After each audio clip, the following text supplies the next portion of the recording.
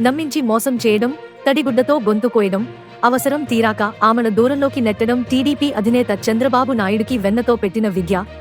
ఈ విద్యలో ఆయన ఎంతగా ఆరితేరిపోయారో ప్రత్యేకంగా చెప్పాల్సిన అవసరం లేదు. ఎస్సీవీ నాయుడు, చాంద్ భాషా, జంగా కృష్ణమూర్తి, ఉండవల్లి శ్రీదేవి వంటి వారంతా చంద్రబాబు మోసపు కాటుకు బలైనవారే.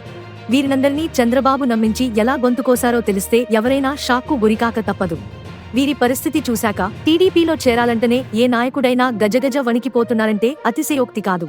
ఎమ్మెల్సీ పదవి ఇస్తామన్నా, రాజ్యసభ పదవి ఆఫర్ చేసినా, నామినేటెడ్ పదవులు ఇస్తామన్నా ఆ పార్టీలో చేరేందుకు ఎవరూ సిద్ధంగా లేరు.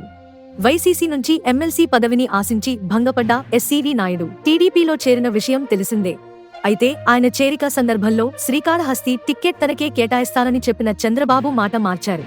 ఆ టిక్కెట్ను బొజ్జల సుధీర్ రెడ్డికి కేటాయించి ఎస్సీవీని దారుణంగా మోసం చేశారు. ఇక చాంద్ భాషా పరిస్థితి అయితే దయనీయం.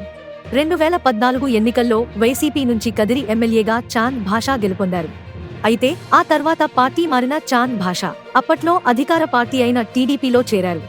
ఇక 2019 ఎన్నికల్లో చాంద్ భాషా టీడీపీ టికెట్ ఆశించగా చంద్రబాబు మాత్రం కందికుంటకు కేటాయించారు. ఆ ఎన్నికల్లో వైసీపీ తరఫున సిద్ధారెడ్డి ఎమ్మెల్యేగా గెలుపొందారు.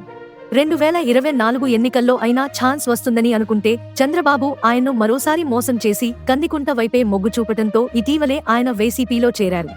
మరోవైపు వైసీపీ నుంచి గురజాల టిక్కెట్ ఆశించి భంగపడ్డ ఎమ్మెల్సీ జంగా కృష్ణమూర్తిని సైతం చంద్రబాబు సుతిమెత్తంగా మోసం చేశారు.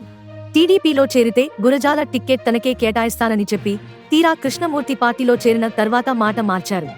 ఆ స్థానాన్ని వేరొకరికి కేటాయించడంతో కృష్ణమూర్తి పరిస్థితి ఎటూ కాకుండా పోయింది.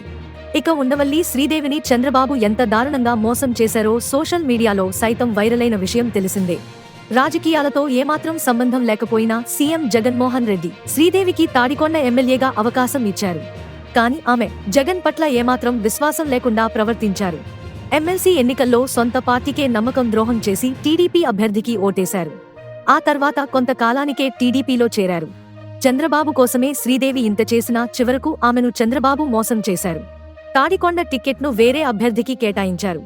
దీంతో సోషల్ మీడియాలో పోస్టు ద్వారా శ్రీదేవి చంద్రబాబు తనను ఎలా మోసం చేశారో చెప్పి తీవ్ర ఆవేదన వ్యక్తం చేసింది.